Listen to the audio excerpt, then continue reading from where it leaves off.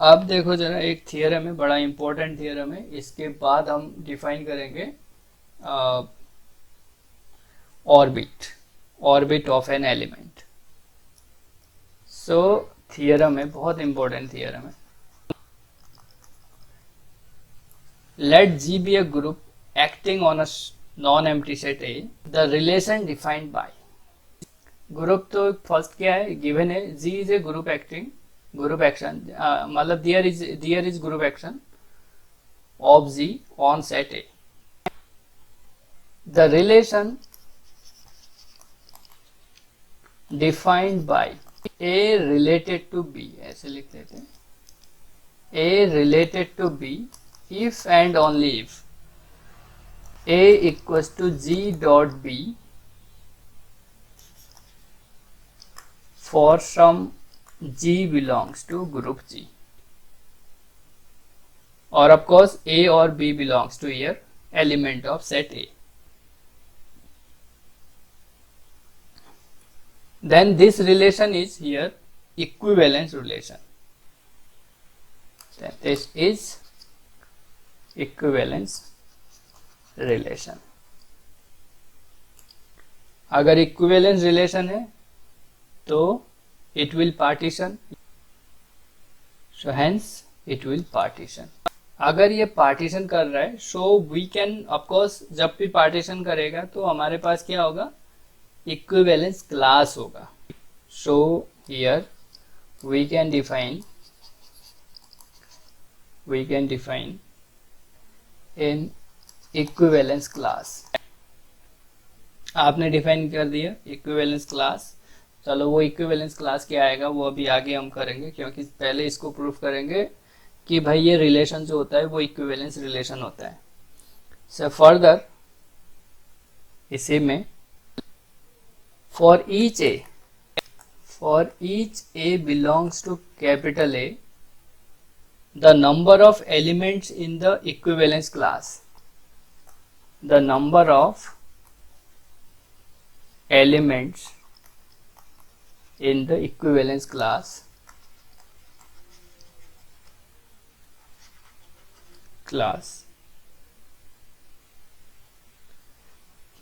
containing A, equivalence class of course containing A is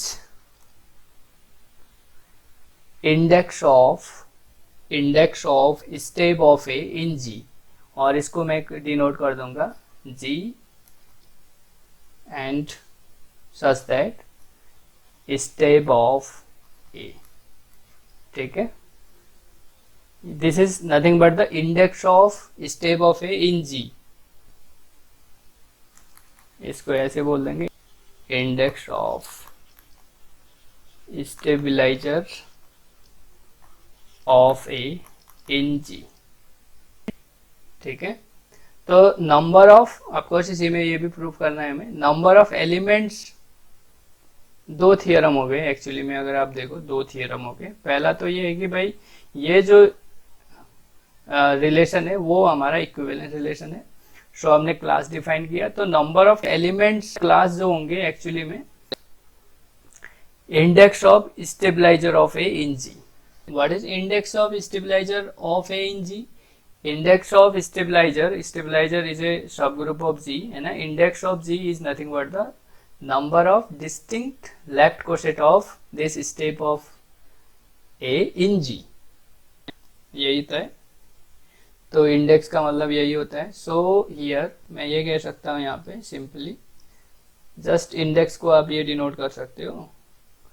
तो ये आपका क्या था, index of stab of A in G, इसको ऐसे डिनोट किया है हमने। इसको आप जस्ट ऐसे भी डिनोट कर सकते हो, जी ए, है ना। स्टेप ऑफ ए को ऐसे डिनोट कर रहे हैं यहाँ पे डॉमिट में। So this is the index of stabiliser of A in G, और इसको हम ऐसे भी डिनोट करते थे in the Gallian, index of stab of A in G. This is the index of this one. This is nothing but the index।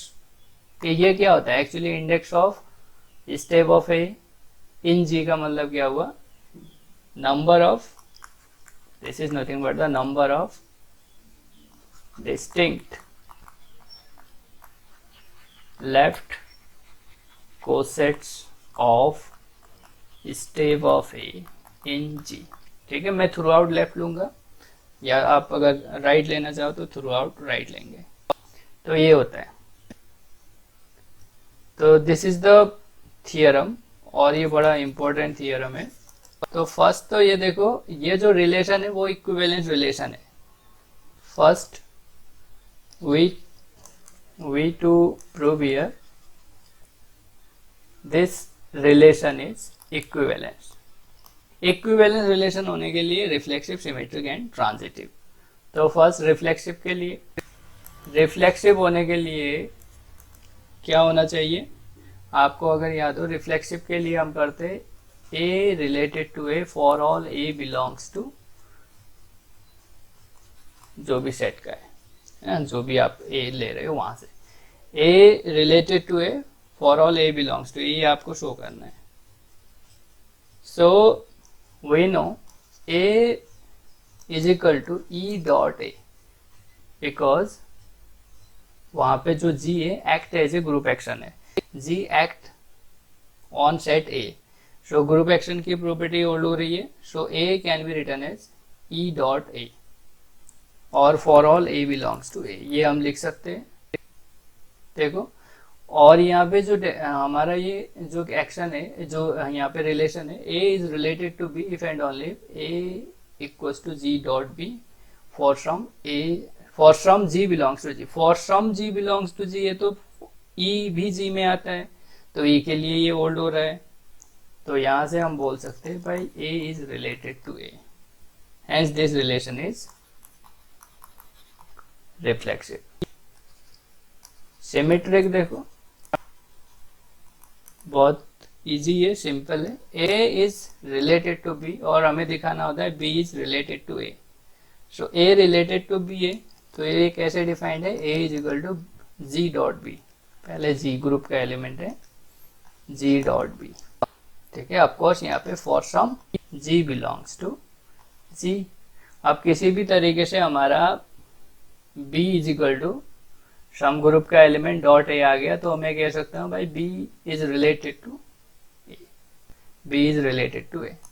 तो just by operating G inverse, तो just G inverse मैंने operate किया dot A, so G inverse dot G dot B, क्योंकि ये भी element है, actually ये भी एलिमेंट है किसका, ए का, ये एलिमेंट ए का सेट का है, तो G inverse dot A set का element is equal to G inverse dot G dot B, क्योंकि भाई जो ग्रुप एक्शन है हमारा डॉट जो है वो तो वेल डिफाइंड है, तो ये इसके इक्वल होगा by the property of the group action.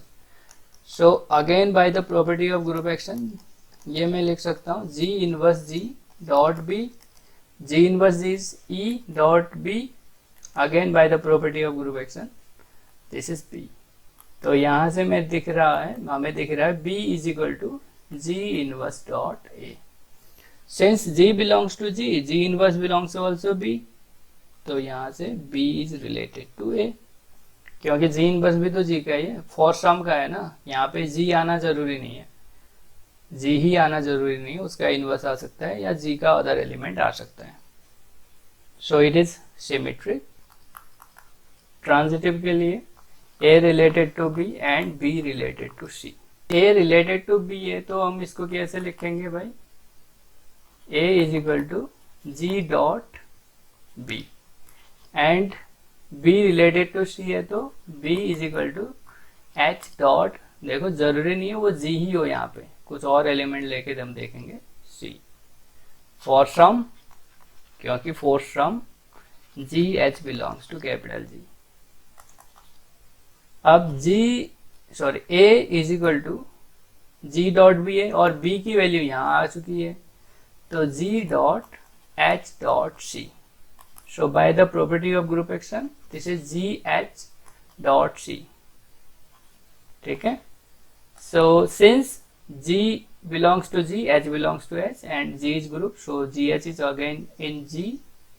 So A is equal to G H dot A, चलो यहाँ डायरेक्ट लिख देता हूँ. So this A is related to C since this G H belongs to G. So this is transitive. So this is equivalence relation. ये equivalence relation हो गया. अब class जब आप डिफाइन करोगे इसमें, तो क्लास ऑफ ए में कैसे एलिमेंट आते हैं? Collection of those element of A which is related to A. Suppose class of A लिखना है आपको, तो ए के ऐसे एलिमेंट, सेट ए के ऐसे एलिमेंट लेते हैं जो उस क्लास ऑफ ए, तो ए से रिलेटेड हो. अगर क्लास ऑफ एक्स आपको लेना है तो सेट के वैसे एलिमेंट लेना है जो उस एक्स के साथ रिलेटेड हो, है ना. तो यानी अगर वो x के साथ रिलेटेड है तो ऐसे लेने हैं कि भाई ये जो है हमारा, जो भी सपोज आप b एलिमेंट ले रहे हो तो b is equal to G dot X हो जाए.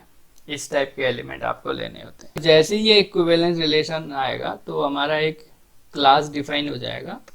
जब जैसे वो क्लास आएगा तो अब यहाँ पे नेक्स्ट फर्दर थियरम में क्या है कि वो जो number of element in this class होंगे वो distinct left coset of stab of A in G होंगे, यानी index of stabiliser of A in G होंगे.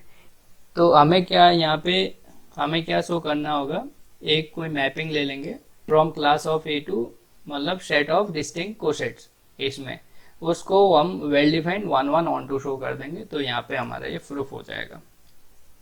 बाद में आगे जाके इसी थियरम को मैं नाम दूंगा ऑर्बिट स्टेबलाइजर थियरम. ठीक है, जो बहुत इंपॉर्टेंट है. It hold the reflexive, symmetric and transitive, therefore it is an equivalence relation. ये इक्विवेलेंस रिलेशन तो है. नेक्स्ट ये है कि इसका क्लास क्या होगा. इक्विवेलेंस अगर रिलेशन है तो what is the class of N equivalence relation, क्योंकि इसको पार्टीशन तो करेंगे ही हम. कोई सेट है, सेट का पार्टीशन हम कर सकते हैं by the equivalence relation. Set का पार्टीशन हम कर सकते हैं. So here just I am defining और writing here class of an element. Equivalence class.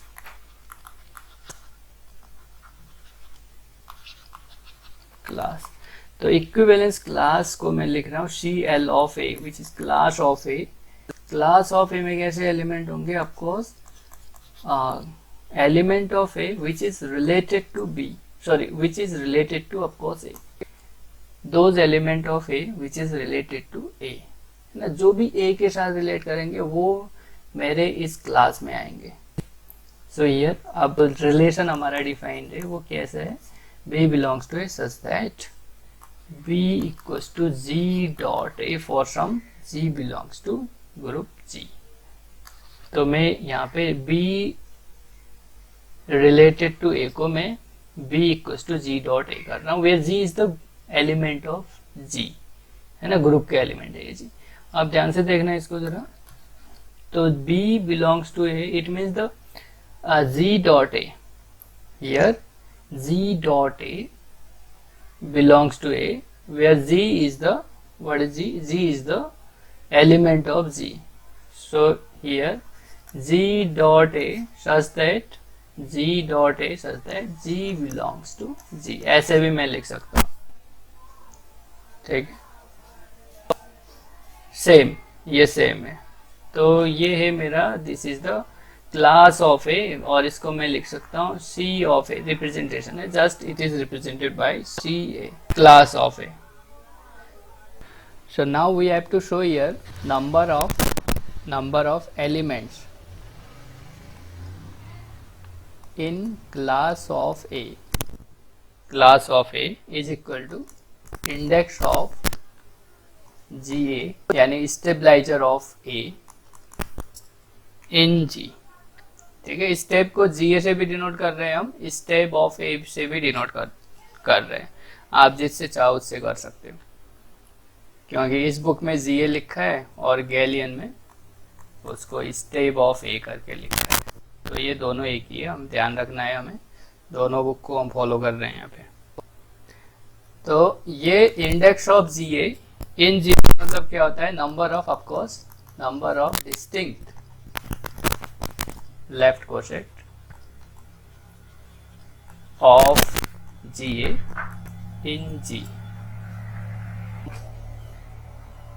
अब हमें क्या करना है, number of elements in class of A is equal to number of distinct left coset of GA in G show करना है, यानी दोनों को इक्वल शो करना है। इट मीन्स हमें ये शो करना है भाई इसके बीच में कोई मैपिंग होगी विच इज 1 1 एंड ऑन 2, तो तभी हम नंबर ऑफ एलिमेंट दोनों में सेम दिखा सकते हैं।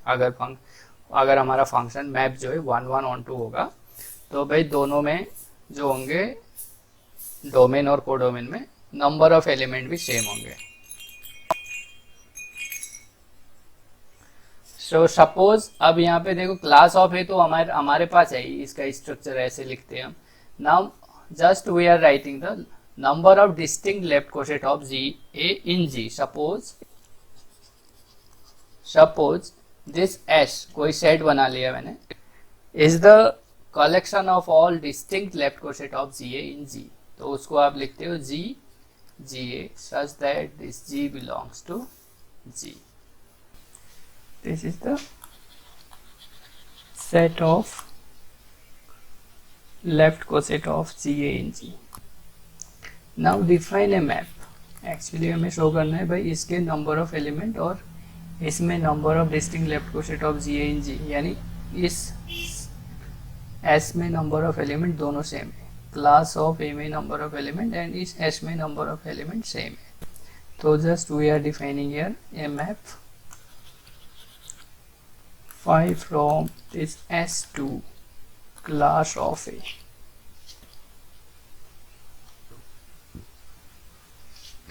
ठीक है, such that देखो S में कैसे एलिमेंट है GA टाइप के, एंड क्लास ऑफ ए में कैसे एलिमेंट है देखो G डॉट ए टाइप के, दिस G डॉट ए।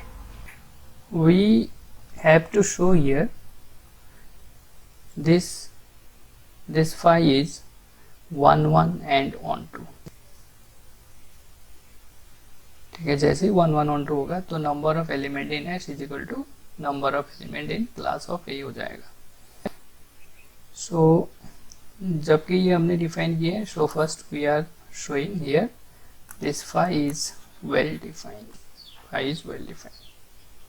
तो well defined के लिए हम क्या करते हैं, so just we are taking two elements G1 GA and G2 GA from the S and equal, है ना। तो जैसे ये मेरे एलिमेंट इक्वल है तो इसकी इमेजेस भी इक्वल होनी चाहिए, तो ये मेरा phi जो होगा वो वेल डिफाइन हो जाएगा। तो अगर ये इक्वल है तो देखो वेल डिफाइन शो कर रहे हैं हम, phi is well define. So G1 GA is equal to G2 GA मैंने किया है। तो दो लेफ्ट कोसेट अगर इक्वल होते हैं तो we know G1 inverse G2 must belongs to GA by the AH is equal to BH if and only if A inverse B belongs to H by the property of the cosets। Group theory 1 में हमने किया है। अब GA क्या होता है, GA is nothing but a stabilizer of A।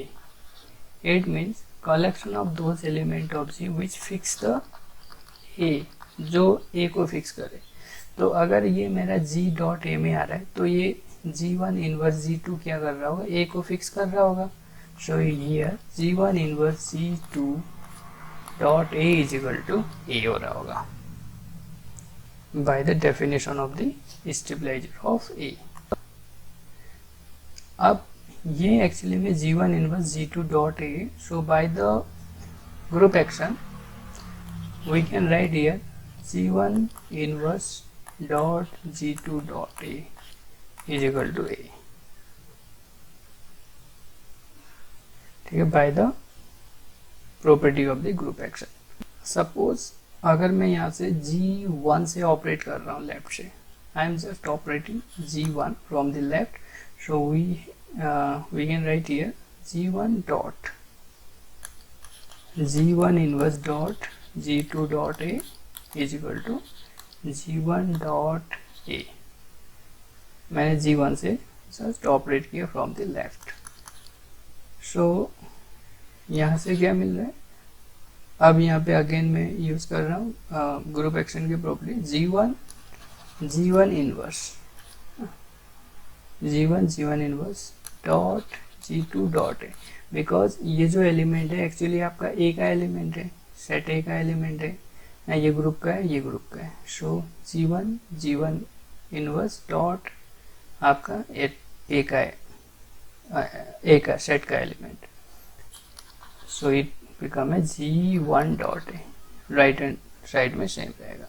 Of course here by property first of the group action, again here G1 inverse is the E dot G2 dot A is equal to G1 dot A, since G1 inverse is equal to identity, and this E dot, this is the element of set A, so it is always equal to G2 dot A, this is G1 dot A, since E dot B is equal to B, तो यहाँ पे actually by the property of second property of group action लेके क्या चले थे, G1 GA is equal to G2 GA, तो आ रहा है G2 A is equal to G1 A, यानी this G1 A is equal to G2 A, यानी phi of G1 GA is equal to phi of G2 GA.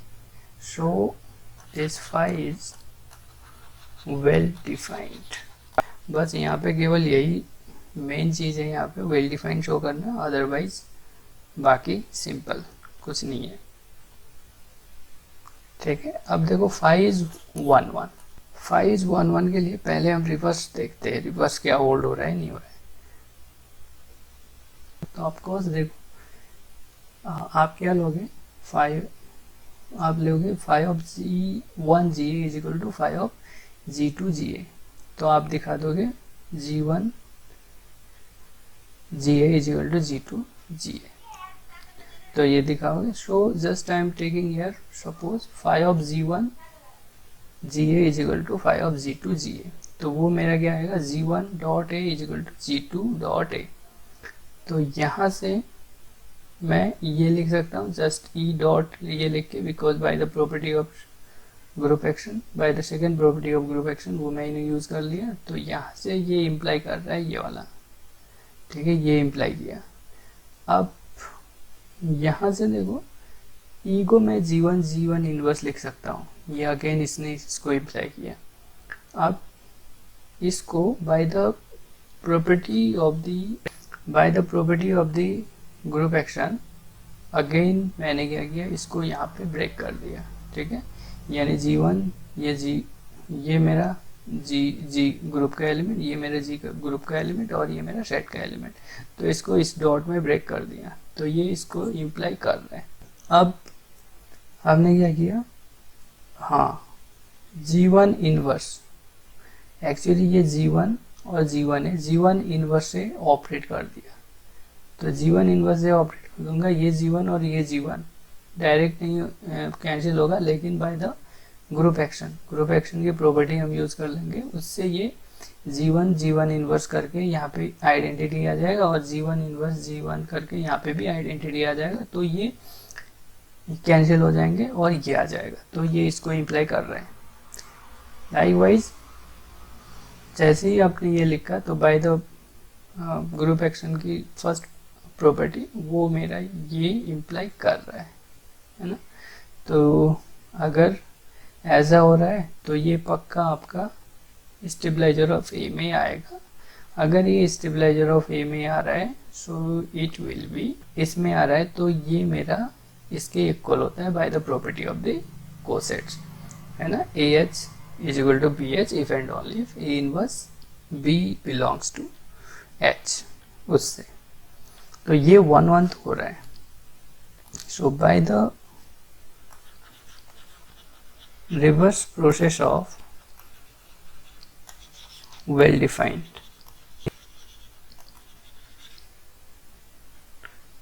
Is 1 1 ईयर, ठीक है। यहाँ जो है रिवर्स प्रोसेस जो है वेल डिफाइंड का वो 1 1 दे रहा है। Now on to